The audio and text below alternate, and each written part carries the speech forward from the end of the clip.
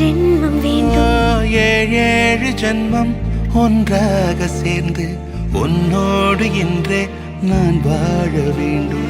காலம்